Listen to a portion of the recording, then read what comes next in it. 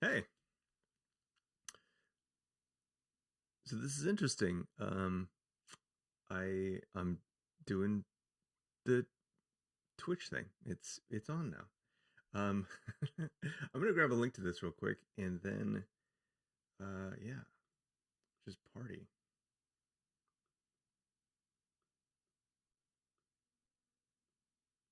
Okay, so what is it? It's Twitch. Actually, I can grab it over here, can I? So twitch.tv/lunchdev.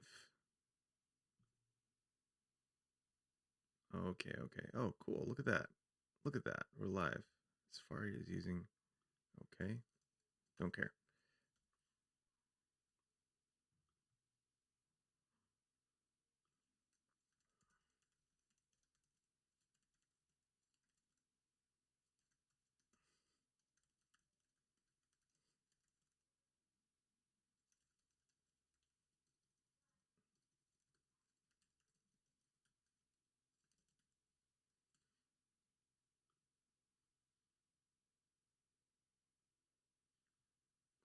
Okay, okay, okay, okay. So, sorry, real quick. Something I'm gonna pull over. Um, Now, so this is interesting. So, my friend Ben made this really cool thing. It's called Show My Chat, and I think they just put yeah. So there's like a theme selector now. You can get your URL. This is it looks like there's no input there, but that's just the screen. I have a weird thing going on with my screens, but or at least the screen that I'm streaming from. So I'm gonna put lunch dev, which is what I'm streaming from right now. Let's just do let's do this Animalese one based on the styling of Animal Crossings, and get a URL. Okay, cool, cool, cool. Ben feature request. I'd love to be able to tap this. That'd be sweet. Um, and then hit that. Show my chat. Okay, so then I think that we might get a.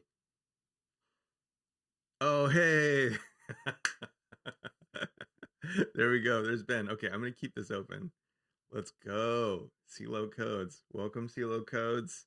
Hey, Ben. Oh, this is so cool. It's so fun. Oh, okay, cool. So this is the one that I did in the other theme. I don't know. Maybe this is maybe more appropriate theme.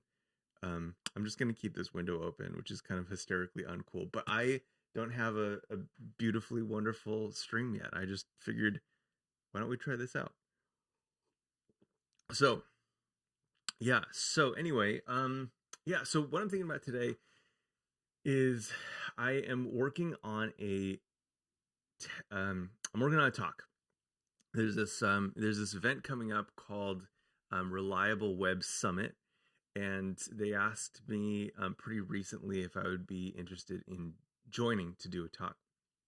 Um, and one of the interesting things about it is that it usually if it was last minute, I'd be like, oh yeah, I have like a couple talks that I could just like pull off the shelf and do. But this one actually has like a theme, which is kind of like reliability, and they specifically asked me to talk about reliability for React developers, like with a target audience of React developers. So that's kind of the theme, and I don't have a talk specifically ready for that, but I did want to kind of do my best to prepare, even though I think I had like 3 weeks from when they asked me to do like I guess they're recording it and then doing the event. So I missed that detail. And so instead of like 6 weeks to prepare, I have like 2.5 weeks. And most of that was spent interviewing. So I have like a handful of hours. Uh anyway, so yeah, so that's what I'm gonna be working on today. And I have a lot of fun ideas. And so I just kind of thought, you know what, I talk prep is kind of interesting to some folks. And so I thought maybe you know, I'd stream it, and if it's helpful, that's great. If not, there are plenty of more interesting things to watch about the internet. So let's dive into it. Let's see. So if I use the default theme, Ben's saying the container eventually overflows, and you won't see new messages. Gotcha. Okay, cool, cool, cool. And hello, CeeLo Codes. Okay, cool. This is all interesting to me. There's some, you know, learning Twitch stuff is. I like learning new platforms. It's kind of fun. Okay, so we'll keep that open. I'll keep the last two on there. Marcelo, yes, I think you're right. I was just putting that together. I like the I I like when people have like different parts of like a username kind of like recycled through uh their different platforms. It's great. It's great. So yes, Marcelo, good to see you. Um is it Cello Codes then? Is that how I should be saying it? Okay, so let's dive in. So this is kind of the big okay, so I mean this will not be exciting for you if you're watching right now, but the big reveal. So the talk is called let's see. So just on Twitter the other day, um let's see. I'm so bad at finding stuff, but I know that I retweeted I think a link to the talk. Yep, here it is. And I think they might have the talks up there so I can find out. Okay, so Justin Searles. Okay, cool. Lots of cool people talking. Awesome. Look at, I'm Justin Searles apparently. Man, what an upgrade. What a glow up. You ask me for a talk and then you get Justin Searles speaking twice. That's a good day. Okay, so yes. So this is the topic, cellophone. That's pretty good. That's pretty good. Oh, someone just sent me money. Oh, no. Offer up. Okay. Okay, so the title is I love Justin Searles talks. Every last one of them has been amazing.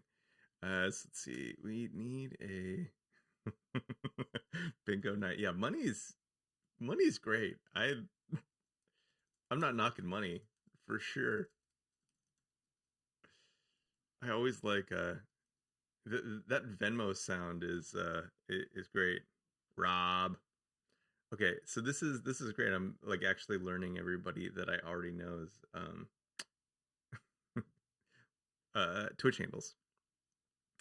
Okay, so this is such a stupid pun. Proposal for more productive way of working. I actually forgot that I wrote this. It's kind of stupid. So Michael Chan is okay. Cool. So we got that. That is the talk that we're doing. And let's go into it. So the main takeaway. So this is kind of we're gonna jump to the end. So we're gonna put, or maybe not the end. Maybe this is the pre-end. Okay. So the whole idea is that for as long as I've been writing React now, there has been this simple component on the front page of it.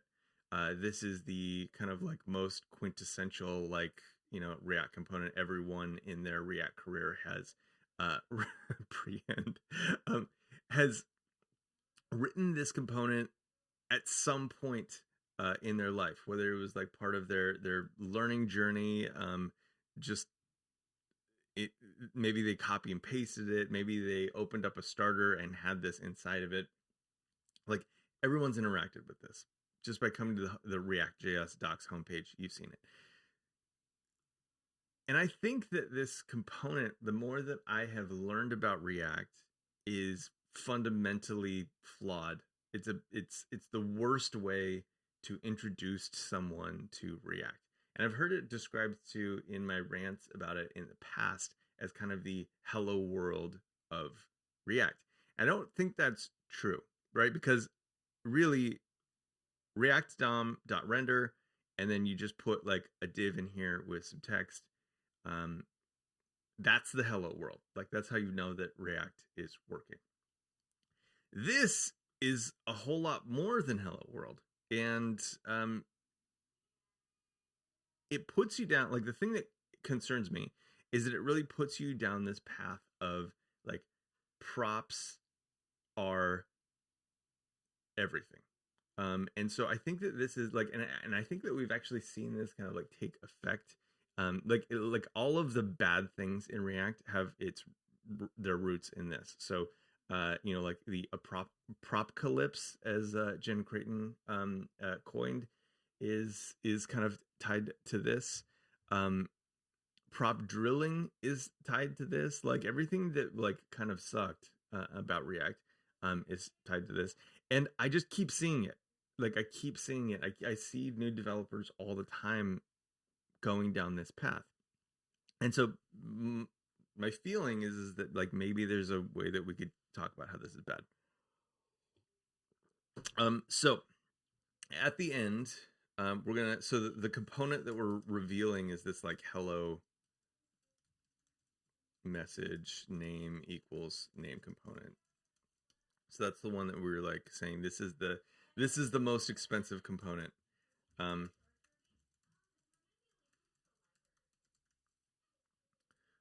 Okay, so now I want to talk about, I kind of like being able to show like why something's bad, and so I'm gonna go into the reasons why this is bad. So this is fairly innocuous, right? Like when you first start it, it's really not doing much. It's just kind of like, you have this like, name here or whatever. But let's try actually like kind of like going through some of the kind of like how you would start customizing this. So there comes a point where you're going to, from the outside, want to add an exclamation point. So we have a task here, add exclamation. Is that how you spell?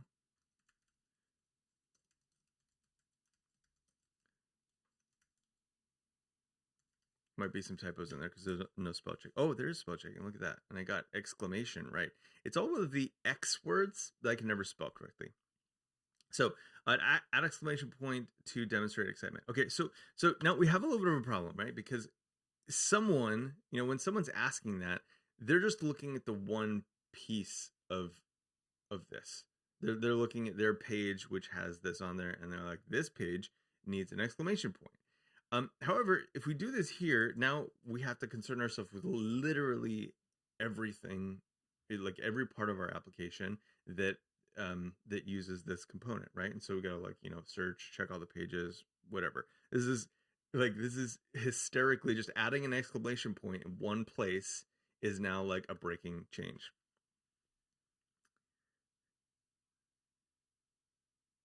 Oh yeah, Ben. I think you totally should do blog posts. One of my goals this year is just to like stream everything that I'm doing, and then if people want to check in, that's great. If not, that's also great. The only problem is and I'd be curious like what your thoughts are too. If that kind of dilutes the value of like when someone gets the notification that you're going live, and like I don't have like an audience on this platform yet. So like, but like if someone gets the notification that you're going live, does that dilute the value of that notification if they want to see the more like kind of polished content like your stream? Does that like kind of dilute the waters? Does it make them show up less? I don't know. I'd be curious to chat about that with you, Ben, or you could message it here, whatever your thoughts are. Boy who streamed wolf. Yeah, that's a good way to put it. Oh, okay. Marcelo says you can not send notifications. Okay, cool. Yeah, that's a good idea. Yeah, because if you could not send a notification, then you would like you're not like kind of blasting everyone every day when you're just kind of like doing some random work. But then you could also like put it on, put it in other areas like our Discord chat. You could post it on Twitter, all that kind of stuff. That's interesting. I like that idea, the not notifying, because then you're still on. So then if somebody like goes on to Twitch, is like, oh, I wonder what like people are doing right now, that they'll still see your face if they follow you. I like that. Definitely report back on that. Let me know. I'm curious. Okay, cool. So let's get back to this. We have this problem, right? So if we just add an exclamation point to the component, now we've updated it for everyone, and this is technically like a breaking change to this component, right? And the more places that we use it, the more places we have to check. This is a huge pain in the ass. So we've done this. Now that we've kind of created this interface that we have to kind of augment, there's no other way to work with this. I mean, I guess in this case, technically, we could say, Taylor and add an exclamation point there, right? I feel like that isn't the heart of the component, right? Like in this same way, we are also still breaking the intent of the component. We don't have, real encapsulation here. So, what we end up doing is we end up having to do kind of nonsensical things like this, which is to say, I don't know, let's call this like punctuation. You're in bad territory when you have to like really question the name that you're using for a component this simple. So like let's say punctuation, and then we're gonna have to do a conditional here, right? So if there's punctuation, was it this dot props dot punctuation?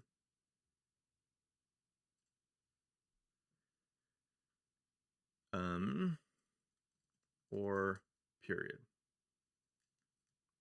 Oops. This is so weird not using Vim. Okay, cool. Now, I do want to concede that there is also another way that I could have done this, which is to wrap this in a span and do that, and then put the punctuation there. Oh, that's interesting. Oh, because it's wrapped in a div. Okay, that's actually... I just realized how weird it looks that this arm is just kind of like hanging out just out of nowhere. Hold on a second.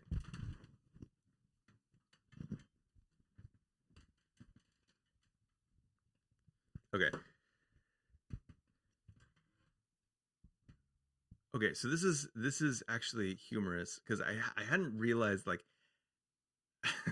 like all the levels in which this example is super bad. So because we're wrapping this in a div, we're incapable of even wrapping this, like putting this period on the outside of it. So I'm actually going to collect a couple of these examples since this is really about talk prep. So these are some of the directions that I want to take it. So we'll say like, okay, hey, like maybe we can just add this period afterwards. Like we cannot. We can do the other example where we kind of break the intent of the API, which is, and put that punctuation there. Are there any other ways that we could do this? None are coming to mind right now. Wall divs. I do a very free form type of like note taking. Let's see. So what we end up with then is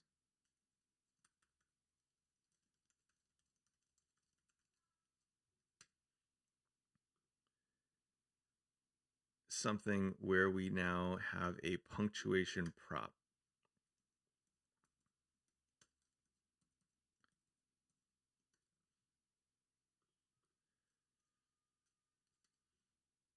Oops. Oh man, I keep trying to do stuff thinking this is an actual development environment and not just the homepage of reactjs.org.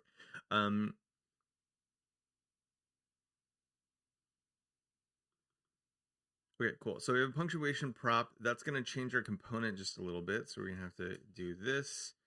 I'm just going to paste in the component there. We know what it's going to look like from the outside.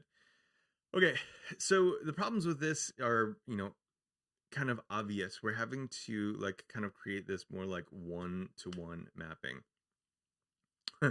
Bendy Myers BTS. Nice, I like it.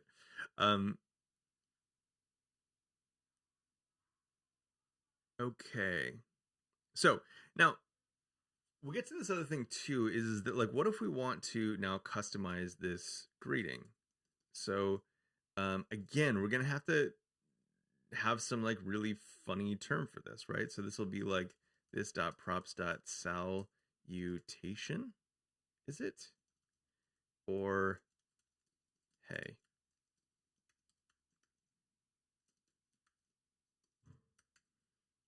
Oh my gosh. Oh my gosh, I keep doing it. Is that right? Yeah. Okay, so hey, and then we're gonna use an exclamation point. No wait, period by default, and then exclamation point as our override. Okay, cool. So we got hey Taylor, and then if we want, we're gonna have so salutation is what's good. Now, now we have this kind of like other interesting thing that's cropping up too is like now we have we're still putting punctuation inside of this like salutation. So we kind of have the same like even though we're going to great lengths to like provide a prop API that allows it so we don't have to like just like put punctuation in here, we're still doing this. So this component is really looking super trashy at this point. And for what virtue?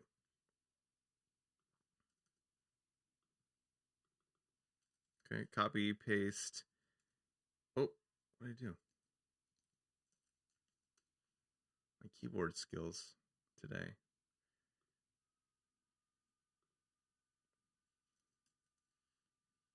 Okay, so this is bad. And I'm kind of one thing that I've been thinking about this, I've been thinking about like how to, like how I want to kind of like pop the stack, I guess, if you will. Clean code is dead. Yeah, I'm actually thinking about borrowing because I'm on a short timeline. Something that I do a lot actually is um, borrow kind of snippets of other talks. And there's this one section that I kind of removed from the more popular versions of Clean Code is Dead that I think I might pull back into this one. And it's actually a section where I show some real life code where like all of these bad things are happening. Where actually, I feel like Ben would probably have a heart attack because there's so many components that are basically wrapping over bad accessibility. So like the thing is, you would have like a list, unordered list, but then you'd have these components, and you have no idea what's inside of the components. But then inside of them are just like divs and stuff. And then we would have, like you, some of them were really terrible. Where it's like something would be called a, log out button or something, and it's actually wrapping an anchor tag. It was like yeah, anyway, I might put it back in there because I feel like Ben probably hasn't seen this, and if well, I don't know. How's your heart, Ben? I don't want to I don't want to hurt you too bad. So yeah, so that's kind of the that's kind of like where we're at right now. Um yeah, so okay, so these are the problems. I feel like this is a pretty I feel like this is a pretty fine like kind of demonstration about like how things get out of control like quickly, especially in a component as benign as this. And so you can kind of extrapolate this in your imagination to components that are bigger. And I feel like people will probably already identify this pain. And so I'm not sure.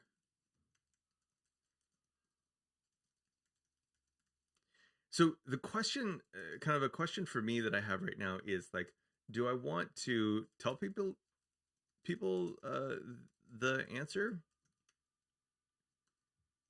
or do I want to show them?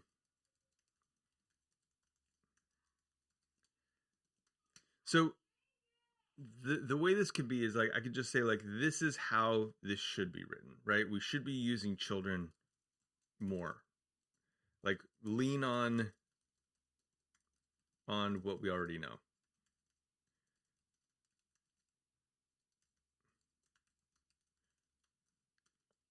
Right, because this component gets a lot easier. Oh shoot.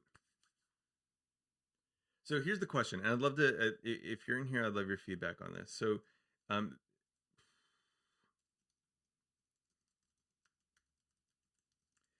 so how far to take it? So there's a couple things that we haven't really expressed so far. Is that, so theoretically the value of such a component like this, which isn't being demonstrated here in this documentation, would be encapsulating this in some way. So there's a couple problems, right? Like, so if we put this in an H1, like that's bad, right? Because like there's absolutely no case in which we're ever gonna know for certain that like this is gonna be a H1 in the document, and likely it is never the H1 of the document. So any type, like, I guess like maybe H3 would be like more reasonable, right? Someone puts an H3 on there and they think that that's probably good, but like it's very, like, you never know. This could be anywhere. So there's that part of it, kind of like, if we had wanted to encapsulate the markup, the problems with that. Encapsulating markup H1. And then the solution to that would be like an as prop, right? Man, it's been so long since I've used a component like this. Change it.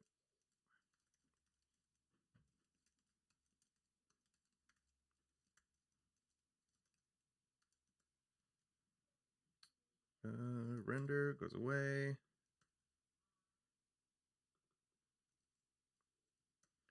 Oops. Props. There we go. No prettier. What a wild. Why did I decide to do it like this? Okay, so we have that. We can fix this with an as prop. I'm just gonna like kind of go through some of the things that we could do to kind of show how extreme such a silly component could be, using all of the patterns that we have. So as prop is going to be a span. So let's make it a little bit more acceptable, at least. So, oops. As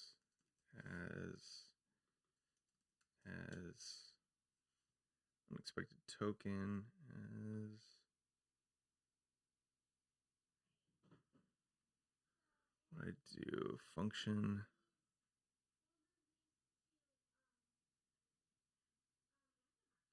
I did something wrong.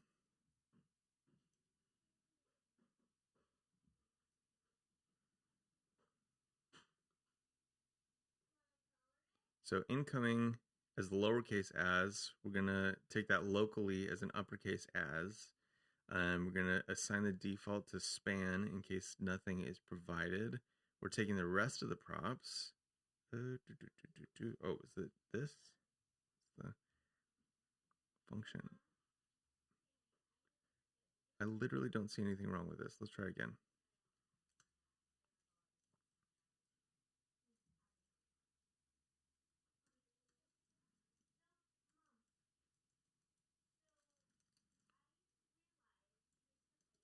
Props.as.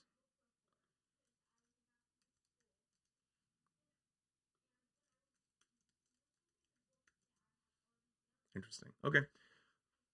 I guess, is it not liking the destructuring assignment?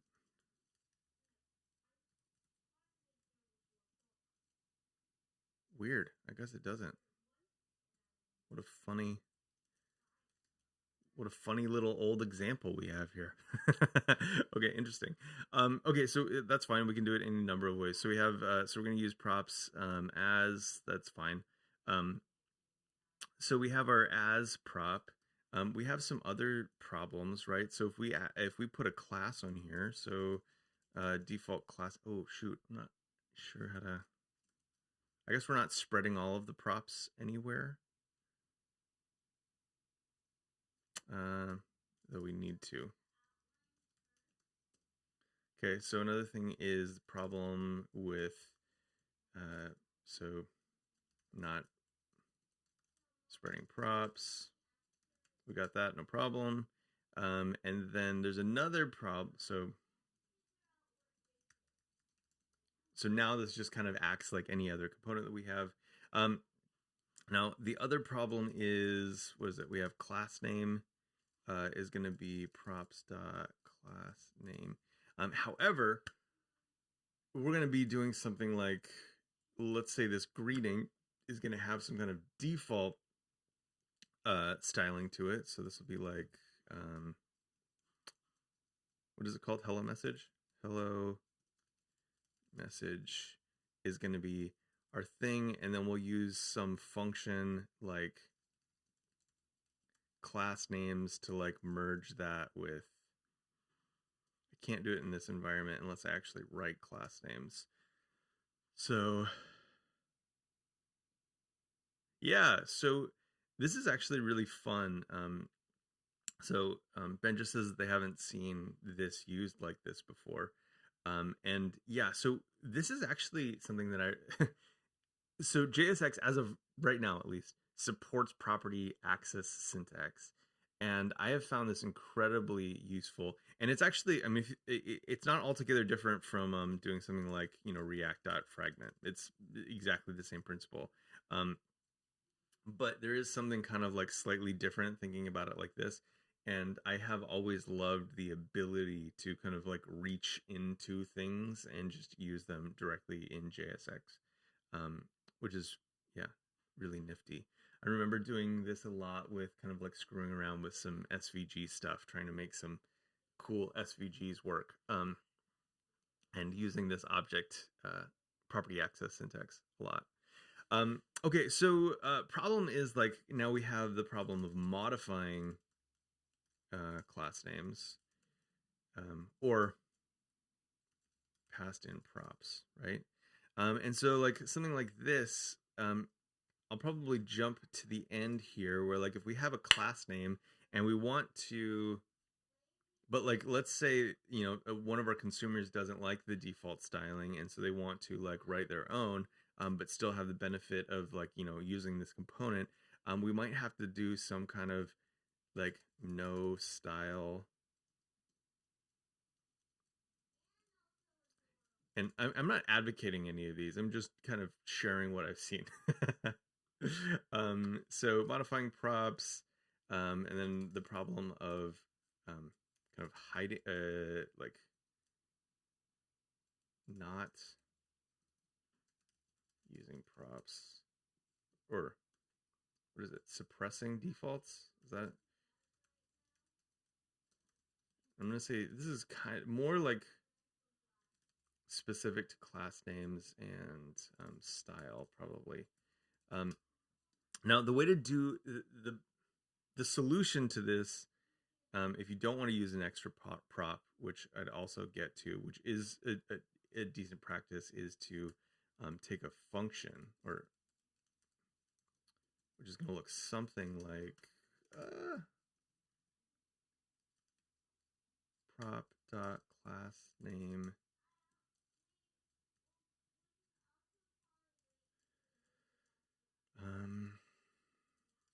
type of prop of class name equals function. Then we're going to call props dot class name with the default class.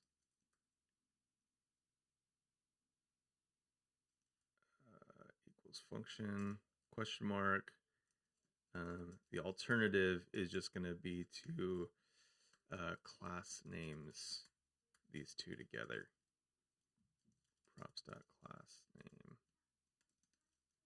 and then, or however it goes. So anyway, so that I can't put it in here because or I guess I could without the class names. But the alternative, the idea here is that we can fix this by taking a class names as a function. So class name, and then this would be given to us as the default, and then we could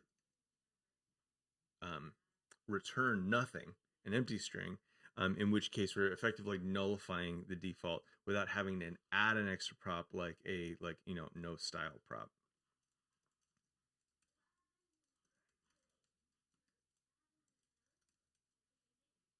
Okay. I kind of like this idea of just really taking it to like an absurd level, just showing exactly, if this component existed in your app, just about how stupid it could get. um, so yeah, so we have so what are some of the things that we have? Okay, cool. So we have that, and then we have this really just terrible looking component usage. So the alternative then is to, or I guess the savior of the moment is to say, hmm.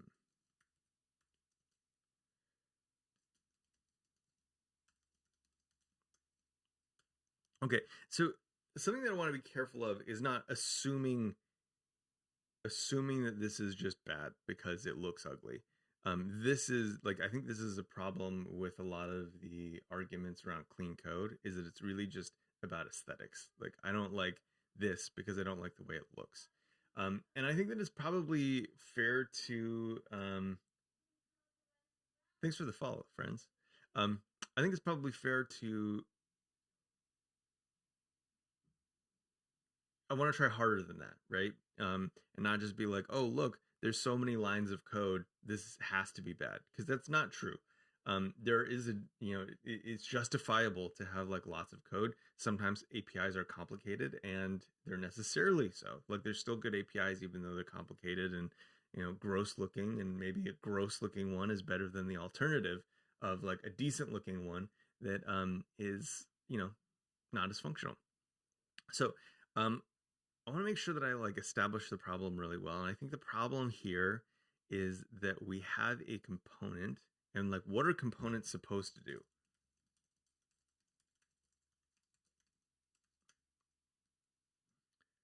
Yes, yeah, clean code can definitely mean more code. Absolutely.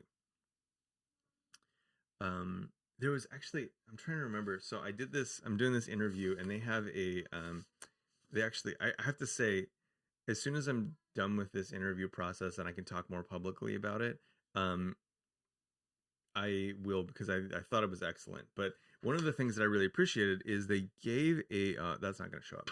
They provided a rubric, and so like, I'm just going to read this rubric out real quick. So criteria from most to least important. Number one is functionality. Does it do what it says it's going to do? So that's the first one. Number two, production quality. Is the code maintainable and hygienic? I have to say, I really liked those words together, maintainable and hygienic. I thought that that was very interesting. And I particularly like the idea of code hygiene in relationship to this example that we're making here, right? Because what we're trying to avoid, the thing that we're trying to avoid is not um shoot clean kind of, I don't know, at least for me, and I think from the way people use it, I kind of assume the same. Clean in code kind of is like tidiness, right? Like making sure that your workspace is nice and whatnot.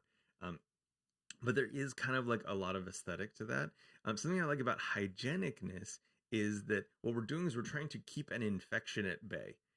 Or at least, I mean, I might be taking it a little too far, but like, the idea of like, hygiene is important. You brush your teeth regularly because you don't want to, lose your teeth, have some type of, get cavities. Keep a wound clean because you don't want to get an infection. And I feel like I really like the idea of code hygienics, because that is what we're actually trying to achieve here, is that this API is not bad because it's like ugly or not clean or whatever. The reason that it's challenging is because we can't make a change to this without it propagating to other parts of the app. we're encapsulating almost nothing. Almost no detail is actually like truly encapsulated. And there's this kind of, and like one of the smells, I guess. So like the concern is like a 1-to-1 mapping of the outcome. And so I think that this is probably going to be an important point. Oh, sorry, I didn't finish the rubric. Rubric's great. Okay, so I missed a couple things. So Ben, yeah, establish an actual problem seems like he had to talk. Yep, agreed. Thank you. And then Ben, for sure, code gets labyrinthian in response to complex problems. Realize discrete steps in time. Yep. Yeah, hygienic is nice. I agree. Okay, so and then number 3 was attention to detail. Are there bugs? Does it feel polished? So that's great. Communication. How do you express why, what, how about the add-on? And so that's actually a really interesting thing too. Is like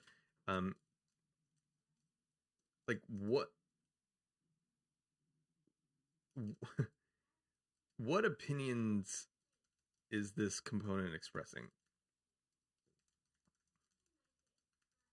And at this point, I mean, after it's been abused for quite a while, it's expressing almost none.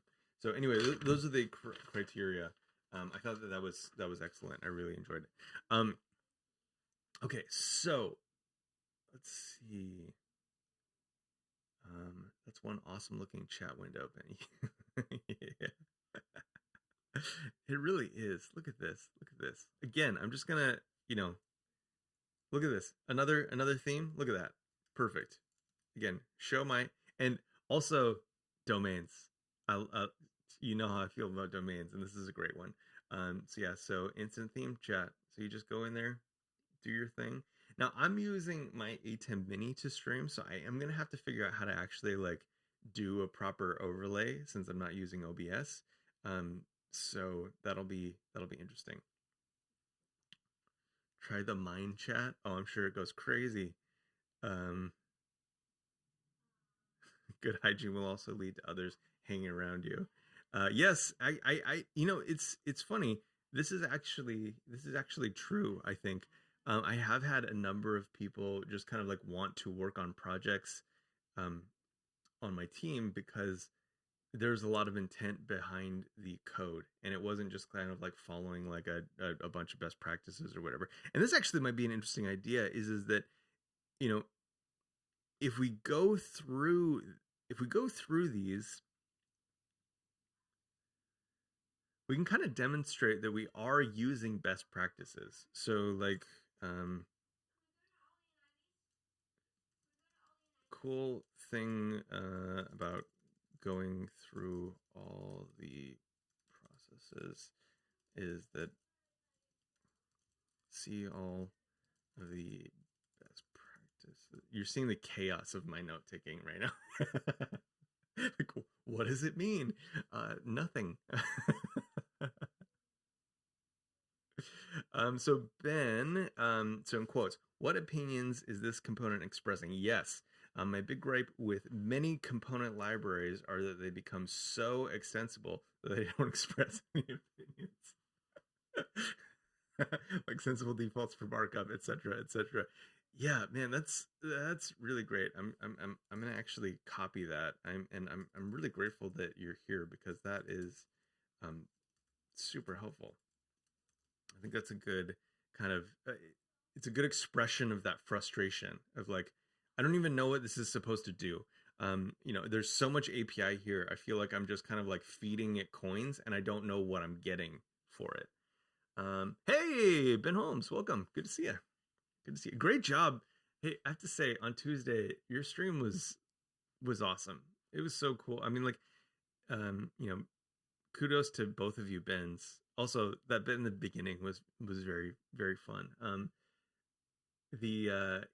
that stuff was so good. It was very, very educational. I love, Ben, about your stream is, there's so many times where it's like I'm interested in a something like Slinkity, but like I don't have time to just be like, oh, I'm gonna give this a try today.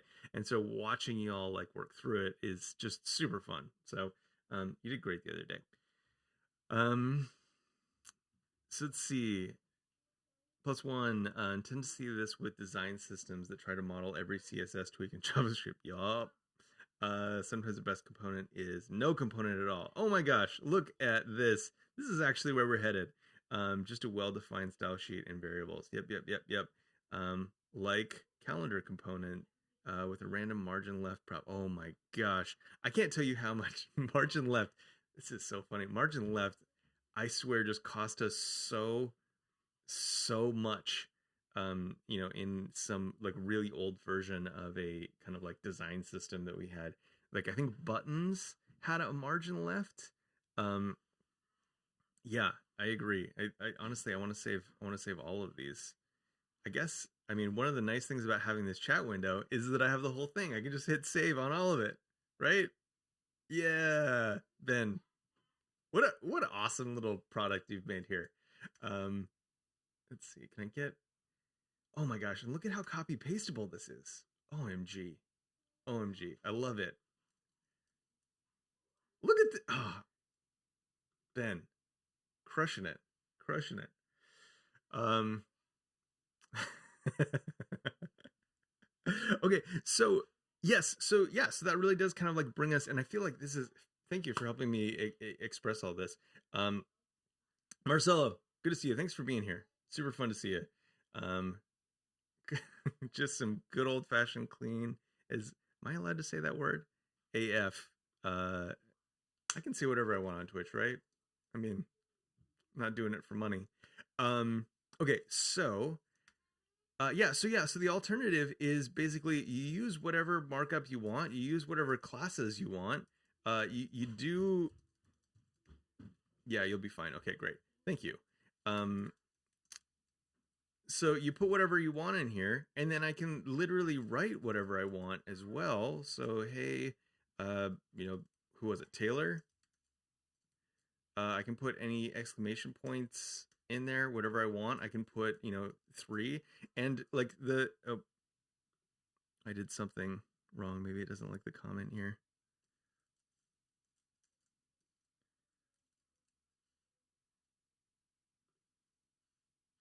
Oh, it's this. There we go.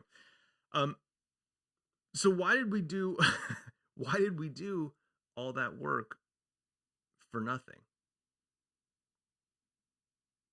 And I guess that's kind of at this point, like obviously that's going to be in the talk, is kind of that's like the big question, right? Like is like why did we do all that work for nothing? And I'm kind of curious. I mean, for those of you who are here, like why do we do all that work for nothing? Like, do you have suspicions? Um, yeah. So I'm gonna kind of capture the like thing here. So the alternative is this, but yeah, if you can think of a reason why we do all that nonsense for nothing, I'm curious.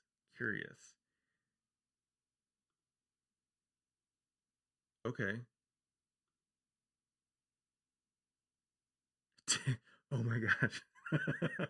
Okay, yeah, I was trying to like copy all these, but I'm definitely just saving this whole page as a resource because this is great. Yeah, so Taylor's version. Oh my gosh. Yeah, okay. So like why are we doing a lot for nothing? Um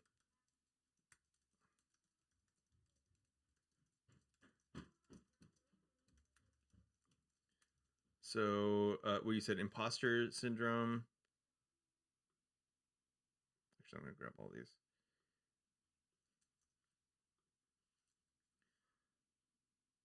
Okay, so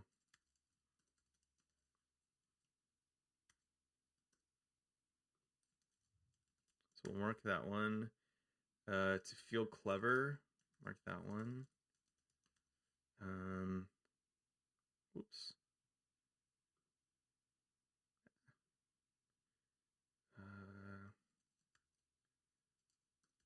Yeah, that's a great. Yeah, I love that. I also agree with this sentiment.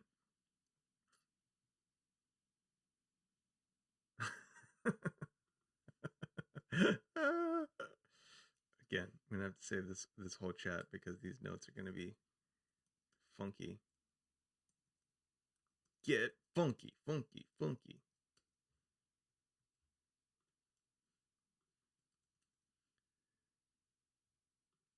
Higher level IQ.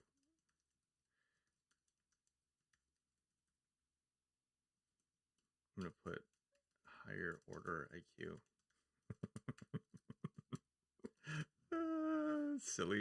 Silliness. Actually, I'm gonna move this over since we're kind of done with that right now. Making abstractions early. Yep. So why do we like? Why like? And this brings up an interesting question. Like, why do we make abstractions early? Like, why? Like, what is the like? Why do we feel this tension? I do feel like it probably goes to this sense of like feeling clever, like it's like what we're supposed to do.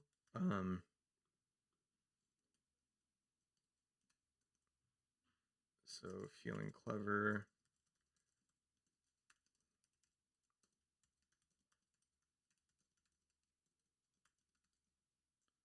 supposed to do. I mean, does code review play into this? Like,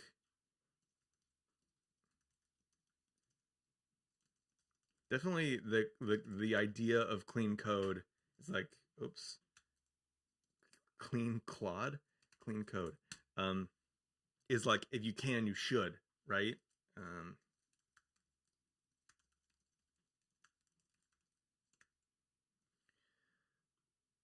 Austin, hey, good to see you. Dry dogma. Oh my gosh, yes. I like the way you put that too. Dry dogma. That's got a nice ring to it. Oops.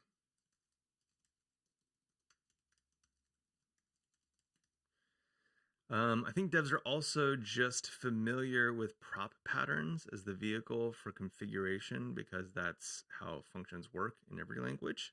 Yeah, I agree. You can compose in other languages, but it's rarely first class like function arguments are. That is really interesting. Also, I think I lost scroll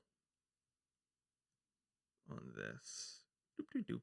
I'm just making this window bigger and bigger. I'm gonna have to zoom out in a second, probably. Oops, lost my mark there.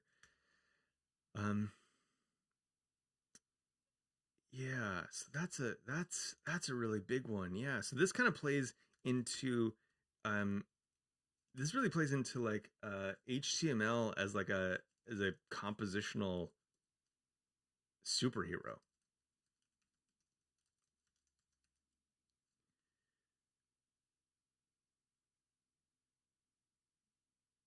Yes, yeah, totally. Yes, this is not the real use case of just dragging around a window with a chat in it. Yes, acknowledged. Um, so let's see. So we got Dry Dogma, the other ticket lift, Sprint sucks. We're procrastinating on. Oh yeah, that's a good idea. Yeah, that is for real. So like disillusionment, boredom.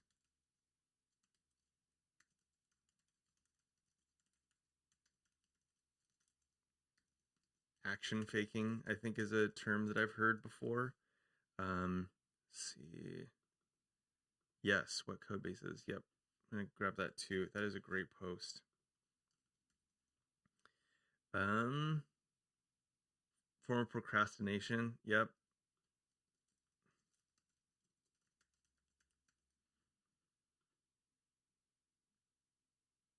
Yep. Overflow reasons. Yep. Uh,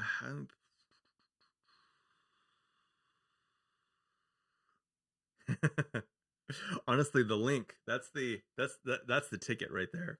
My one piece of most critical feedback. Let's see, building bedrock. Okay, so sorry, now I'm just reading words that my cursor is under. Let's see, best practices. Yep. Theme for one is so hard. Okay. Yeah, okay, this is all really great stuff, and I really am deeply appreciative of you sharing it with me, because this is awesome. And I think that that really is. Let's see, what are some of the things that I'd marked? Um, let's see, I'm gonna mark this too, because I'd heard that term, and I remember that, like, the term was kind of like I heard it from someone on the Egghead team, and it really was like an earworm for me. So yeah, so imposter syndrome, feeling clever, um, yep, dry dogma. So reusable, the idea, the notion of component reusability. Um, so I'm curious. One thing that I want to press into a little bit was this one that Ben raised. So I'm curious. It does feel like something that we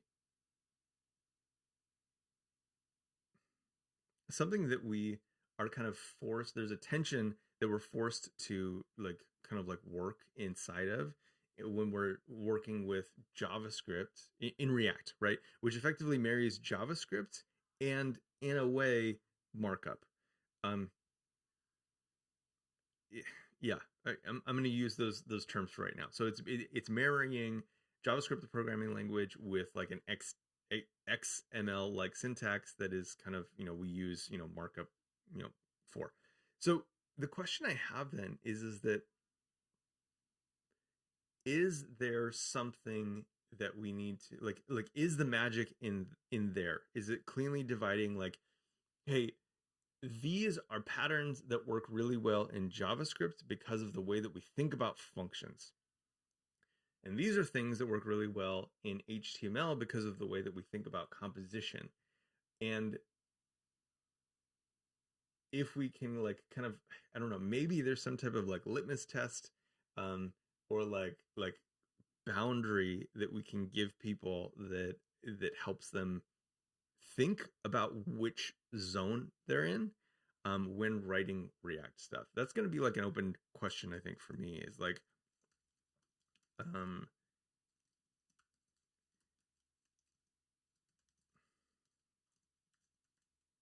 this is a terrible question, but like, I really do like to, where I can, as I get further along in the talk, like, give people some type of physical metaphor for like how to think about their experience in coding something up. And so the idea of, like, am I like on this side of the line, or am I on this side of the line, in terms of, like, am I thinking, like, which forms of composition I'm thinking of? Because there is kind of, I guess you could, I'm trying to think about how this would work. Yeah, I don't know, but there's something there. I definitely feel like there's something there. Like, what's the, um so, like, what's that line? The question is, like, what is the line between,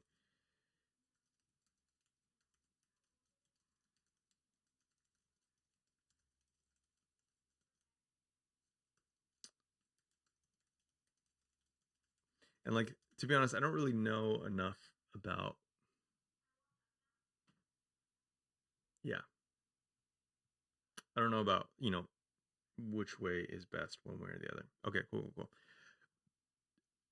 So I feel like we've kind of expressed that pretty well. I feel like that kind of takes on the kind of like the big thing of, like, this is the, kind of the component. I'm not exactly sure how. Oh, that was the other thing, is that this isn't actually the full thing. If we wanted to, we could. So, like, one of the things that I wanted was to say hello message, um, provide that as an argument, but then still, we if we think about this as just functions, then we still retain the ability to templatize it in a way. Did I do that right? Oh, need another brace. Nope. Yes. Oh my gosh, it's so tough without an editor. Hello, function name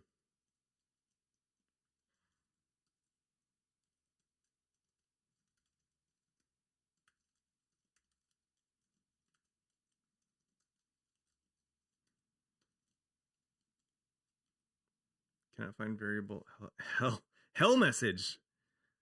Woo.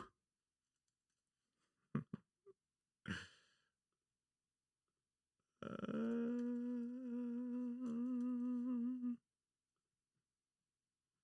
don't even know what I did here.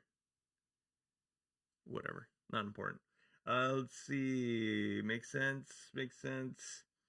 Well, now that we have hooks, I feel like one line you can check is, could the behavior of this component be abstracted to just the JS functionality in this markup significantly enough that I should tie the two together? Yeah, absolutely.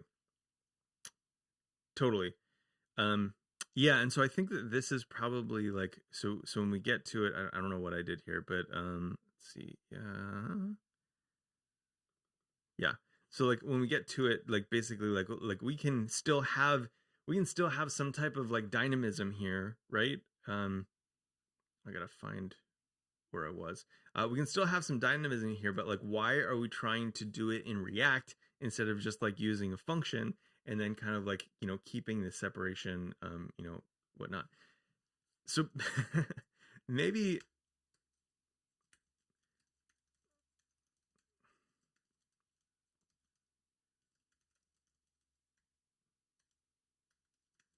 I wonder if there's a possible, like, if there's a way to kind of express this in a way that again plays on the separation of concerns, which is kind of like, I don't know, probably overplayed it in React, but I do kind of I feel like we had this thing where it was like separation of concerns, and then it was like, React kind of like took that and was like, lol, this is a joke.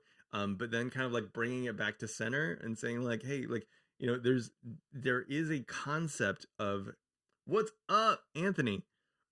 There is a concept of like kind of separating your concerns, even though they're not like separated by technologies now.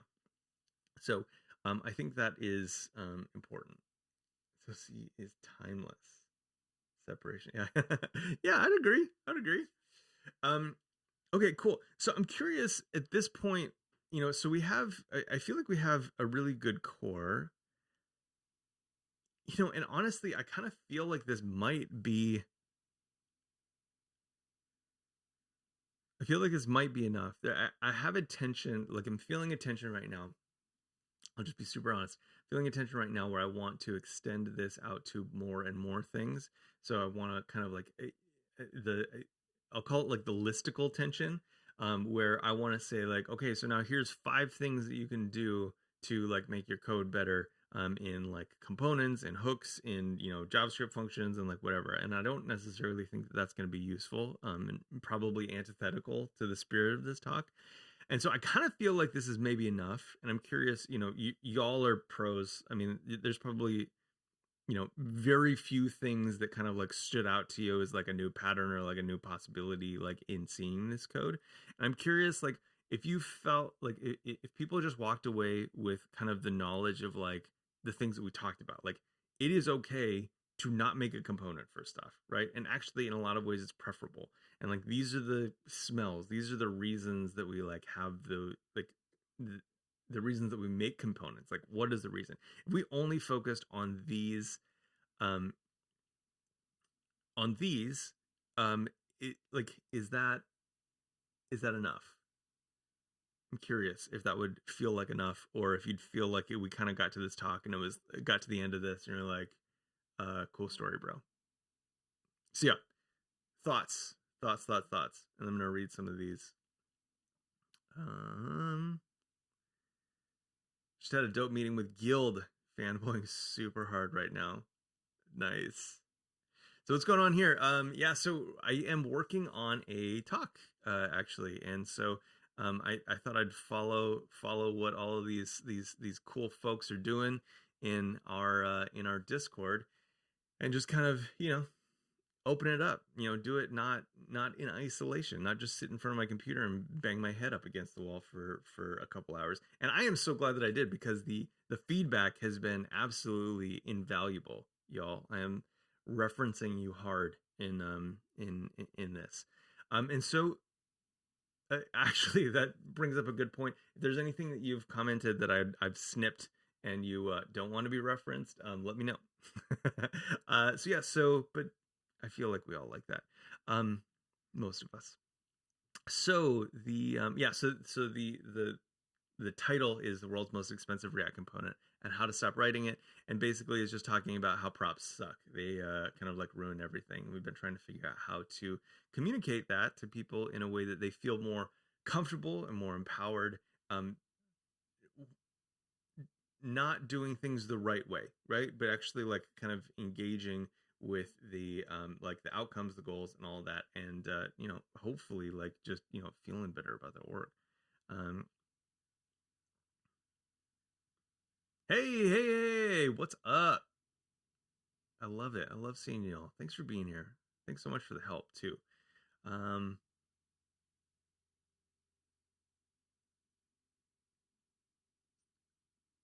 okay. Prop overuse. Yeah. Oh, that's a good term. I like that.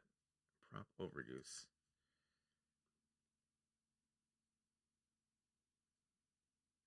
I'll put that. I think that's here. Prop overuse. Y'all are coming up with some bangers right now.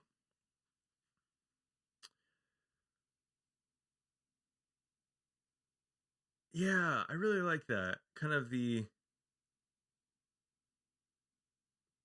okay. So it all comes down to motion and patterns. Question becomes, what information are props best for? Oh, I love that. Um,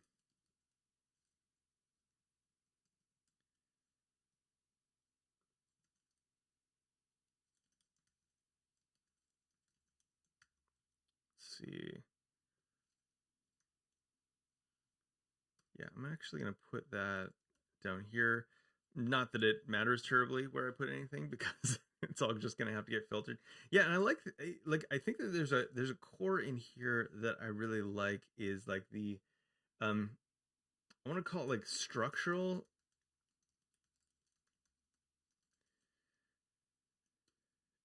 This is or I'm gonna put some ors here. So organizational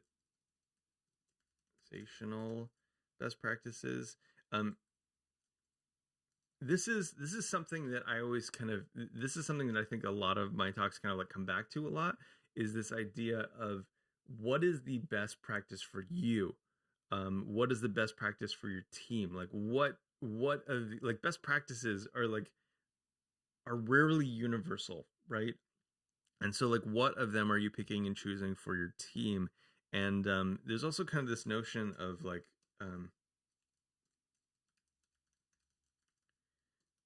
I think I can't remember exactly which episode this was, but when we were listening to Single Threaded, there was an episode that I identified very strongly with, which was the idea of kind of like when we opt into certain like best practices, linting, like all that kind of stuff. Um, I think Jen was talking about this idea of these all being tools to avoid interpersonal communication. That these are ways for us to like feel like, well, I did it the right way. Um,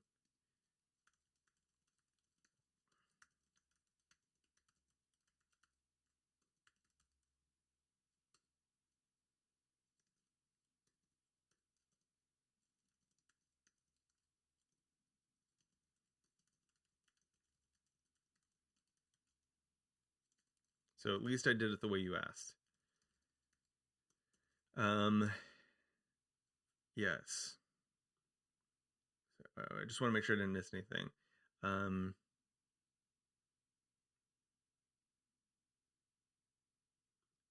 okay, so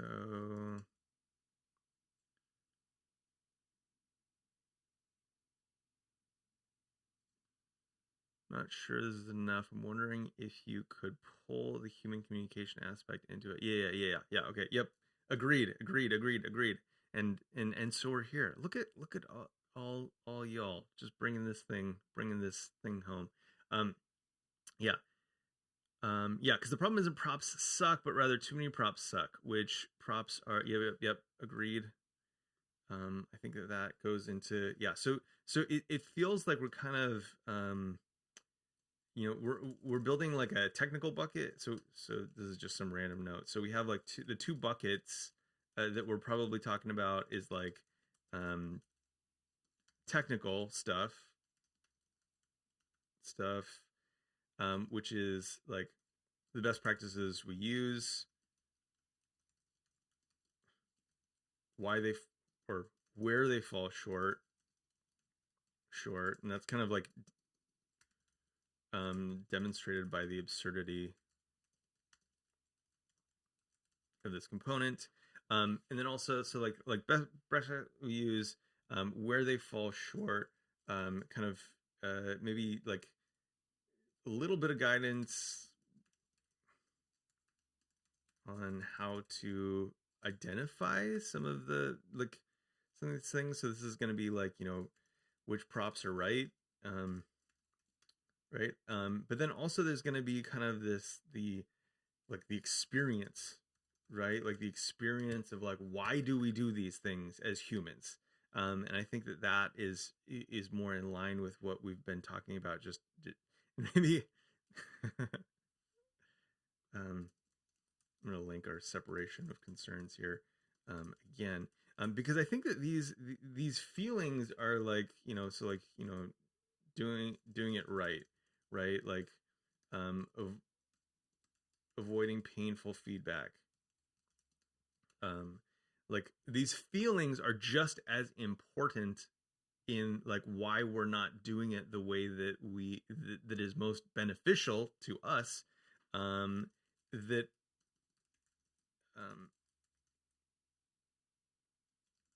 maybe they're even more important. So I love that.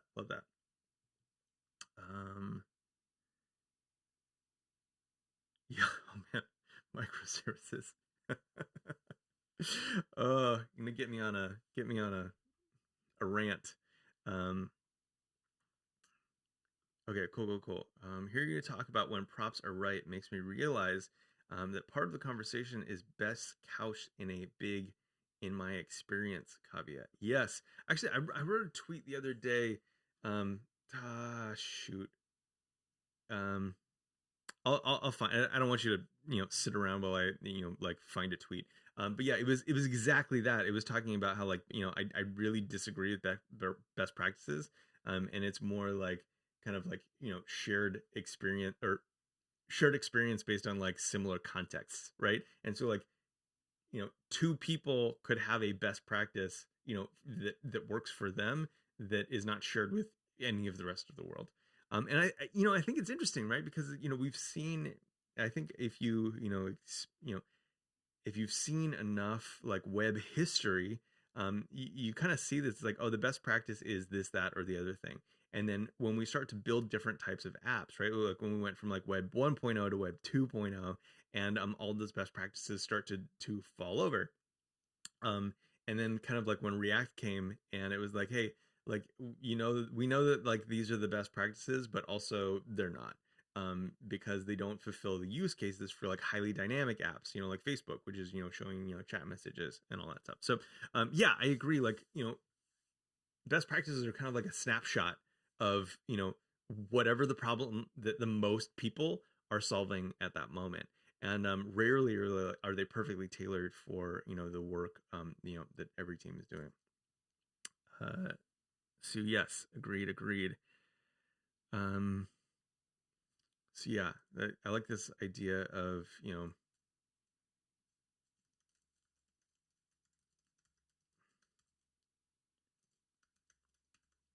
best practices. Best practices rarely are for long.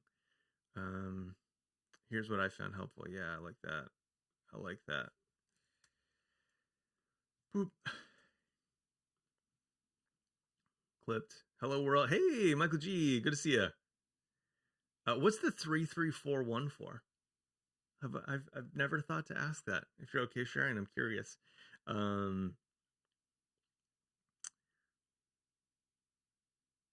Yeah. Trying to put it bards, not sages. Yeah. Yeah, I like that too. It's more tell a story than it is to prescribe wisdom. Yeah, ain't that the truth? Yeah, stories. Yeah. Okay, cool. So that actually brings up another point, which is I probably need to put some story into this, and I'll probably insert that. Um, oh my gosh, so many great comments. Um, I don't know, maybe somewhere around here. So put a story in it. Okay, so this is gonna be this will probably be where I borrow from that one version of my clean code is dead talk.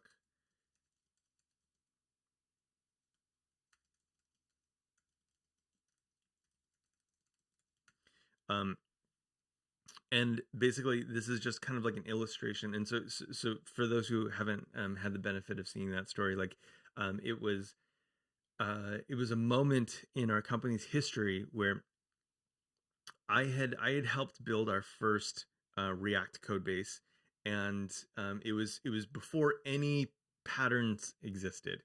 Um, I don't mean to say that as any kind of flex. It just was like React was new. There was no Flux. There was definitely no Redux. There was no kind of higher order components. No render props. It was just like we were just figuring it out. It was just what was provided to us, like components and set state and life cycles. And we learned a lot through that. I learned a lot through that by only having those tools. And then it was a few years later that another team was building a fresh app from React. So like, years go by, we've done a lot of React, we've learned a lot of lessons the hard way, and a new team is building a kind of something, a new product in React. And I was like, well, this is awesome. Like we've learned all the lessons. This is going to be like really good. I remember the project started to go sideways, and at some point I was kind of like brought in to ask about some type of compatibility thing. The team was having trouble supporting some old browser, maybe, and so I think I was brought in to like help with some Webpack stuff, maybe, which is hilarious because hilarious that there was a time that I knew more about Webpack than other people, anyone, literally anyone, um, and I started going through the code base and I was just blown away, just really blown away by all of the really mistakes exactly like this that we had made, where we had created a lot of components, but we had not encapsulated anything. And there was just a lot of API and there was a lot of hidden stuff, a lot of markup violations that were like, I mean, not even valid markup and hidden behind components. So they were incredibly difficult to see. And then, kind of as a designer, I wanted to tidy some of that up. But then they had a bunch of unit tests that were tied specifically to the component uh, structure in on the file system, and it was just a nightmare just trying to do anything. It was like I couldn't even like change the right markup without breaking a test. um Absolute disaster. I hated every second of it. And so that's kind of I have a bunch of like screenshots and whatnot that I can that illustrate a lot of the most heinous problems there. So I'll probably repurpose that, bring that back in, and kind of add some of that. So yeah, so that's the story. I'll probably incorporate that somewhere in the middle before we talk about kind of like the emotional side of it. So let's see. Bars Not Sages, like Agile, Scrum, Kanban, put any way of working. Yeah. We optimize to solve the problems we have and then put other people down for not following our best. Man, I keep saying that, best practices. Yeah. Okay. This is something. So this is actually, and I might get in trouble if I like repurpose or like fully tell the same talk. Um, but this is interesting because I have this kind of like philosophy that, and this really does kind of like tie into imposter syndrome, which is we never pause. What's that quote? Something about living long enough to realize you're the villain. Is it from Batman?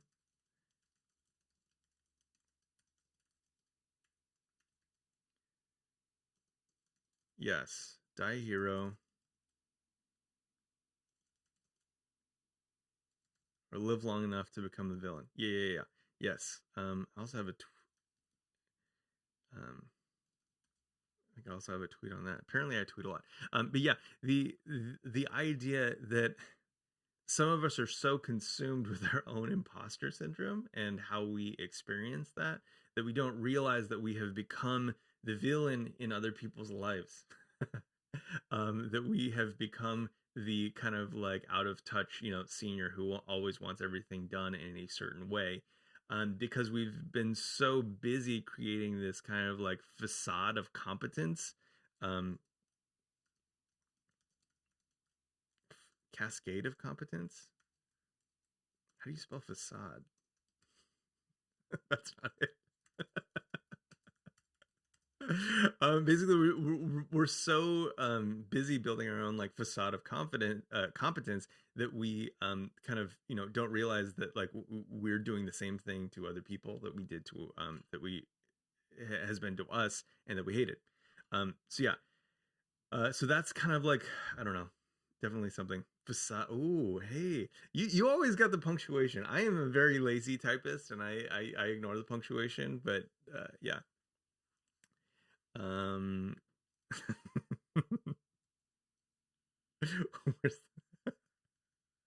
oh, I missed some. Oh, this is about to go. Michael G, did you? Oh, shoot. Okay, I'm gonna have to find another one. Did you tell your story about why?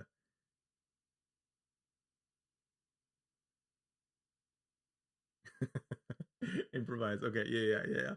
Yeah, Michael, pretty popular name for those of us, born in the '80s. Facade of competence! Exclamation points. Yeah. Um, thank you, thank you.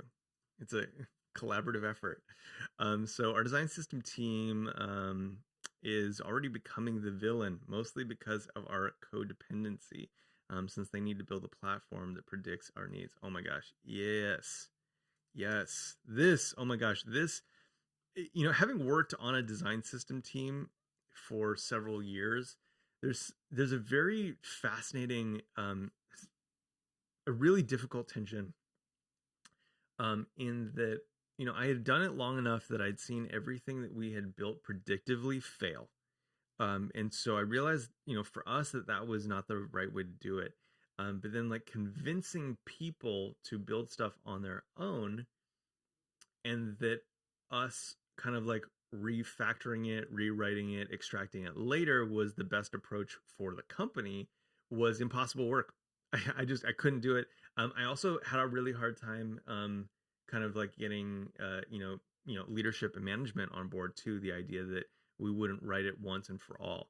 Um, I don't know what it is, but there is definitely like some kind of like once and for all like bullshit in our heads. Like I don't get it.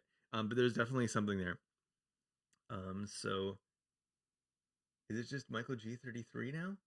Did you change it? Are you a new person? Are you a different person? Are you fake Michael G?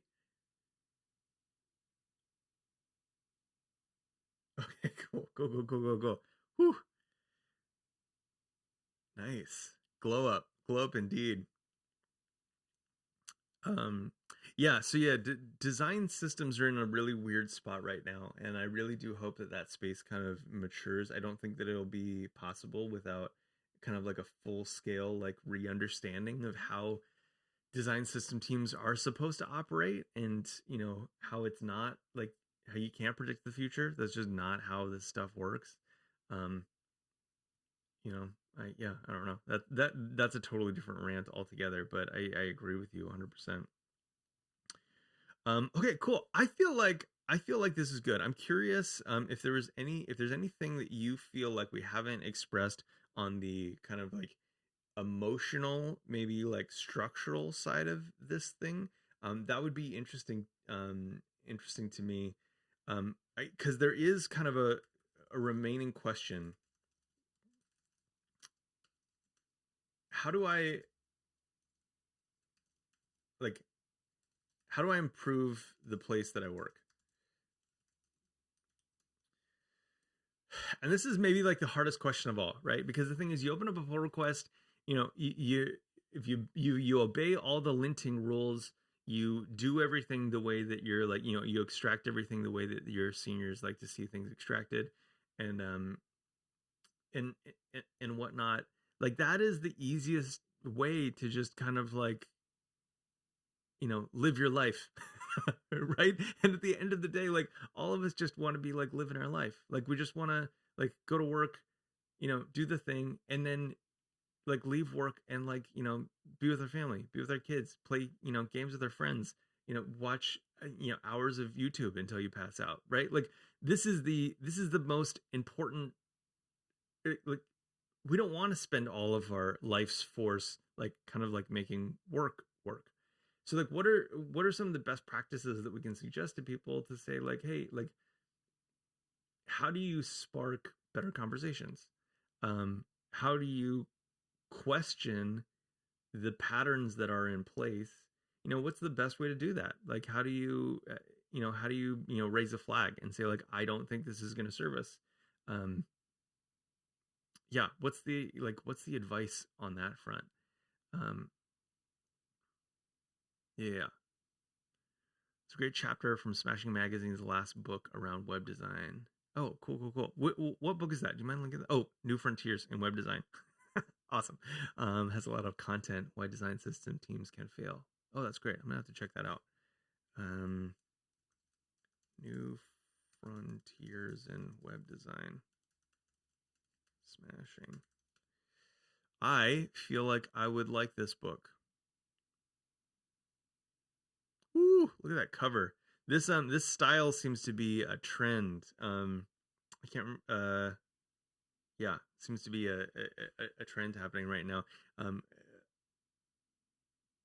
Sarah. Man, I can never remember her last name because her Twitter handle is Edo. What's her last name? You all remember? I always get confused when there's another name blocking it. Drasner. Duh. Thank you, Ben. Yeah, Sarah Dressner's new book has kind of a really ornate, beautiful cover. It looks like a deck of cards actually. Very attractive. Um, oh yeah, yeah. Please, Ben. Yeah, yeah. I would love to see if you have an anecdote. Please send that to me. Yeah, this gorgeous is Gover. This cover is gorgeous. Man, why can I not speak today? I do one interview and or one code challenge, and then my brain goes to mush. Um, cool. Yeah, Sarah. Yes. Thank you for the link on that. Yeah, look at this cover. Unbelievably cool. Unbelievably cool. I love it so much.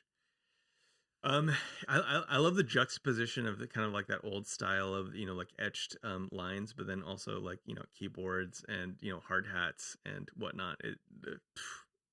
Just very cool. Yeah, very very steampunky. Since we're on the topic of resources, I just want to say, um, if you haven't bought just JavaScript, um, I recommend that you do. I think that both Ben and Maggie have been doing such an incredible job of providing resources that are accessible to everyone. That supporting them with $25 is well worth your money, and I think that it would communicate a level of appreciation that a tweet and whatnot would not. So I definitely recommend this as a resource. I got through the earlier versions of it, and it is fantastic. Totally changed the way that I think about JavaScript. Just a true revelation. So anyway, I mean, this really isn't about selling anything, but it is about kind of supporting two folks who have just been invaluable to I think all of our careers. I mean, there's been links in this very chat that are free resources from Dan. So anyway, that's it. I think let's wrap this up. It's been 90 minutes. I have to say I am so deeply appreciative for the help that you've given me. I think that this is invaluable feedback. I did not expect it today. I thought I was just going to be collecting notes, and I am so just grateful and overwhelmed by the quality of support and feedback that you've given me today. I'm really excited about I have a renewed excitement about doing this now, and I'm really looking forward to shouting out all of you for helping me out with this today. So that's it. I think we're good. Again, thanks for being here. I know that you have other things that you could have, should have, and might have liked to do today, and I appreciate you being here. So yeah, that's it. Thanks so much. You're awesome. I love you. You're great. And I will see you around on the Discord. I have no idea what happens with this after this because I've never used Twitch before. So thanks for being around for the inaugural one. You're awesome. Thanks for being here. See ya around. Bye. How to end Twitch.